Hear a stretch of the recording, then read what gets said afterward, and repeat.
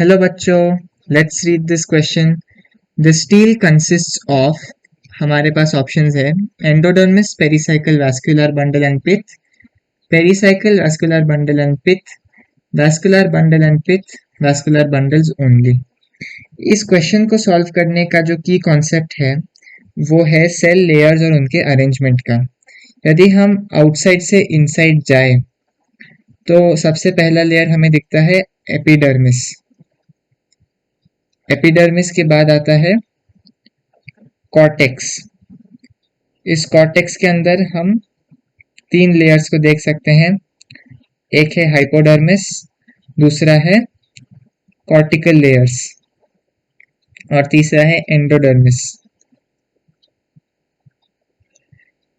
Cortex के बाद एक प्रोमिनेंट एंडोडर्मिस हमें दिखने को मिलता है, लेकिन ये एंडोडर्मिस एक्चुअली कॉर्टेक्स का ही पार्ट है, तो ये प्लीज ध्यान में रखिए।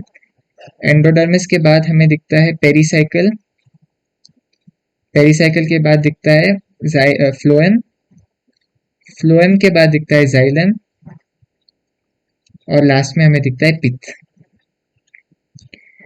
यदि हम कुछ लेबलिंग्स करें तो फ्लोएम और जाइलम को हम वैस्कुलर बंडल कहते हैं और आपके एनसीईआरटी ने एक डेफिनेशन दिया है कि all cell layers inner to the endodermis are known as stele. जो भी लेयर्स एंडोडर्मिस के नीचे लाई करते हैं या इनर साइड में लाई करते हैं उन्हें हम स्टील कहते हैं। तो इस बेसिस पे स्टील में कंसिडर होगा पेरिसाइकल, वैस्कुलर बंडल और पिथ। चलिए ऑप्शंस देखते हैं। पहला कहता है एंडोडर्मिस, यही गलत हो गया क्योंकि एंडोडर्मिस स्टील का पार्ट नहीं है, वो बस एक रेफरेंस है जिसके थ्रू दी हम स्टील को डिफाइन करते हैं, लेकिन एंडोडर्मिस स्टील का पार्ट नहीं है।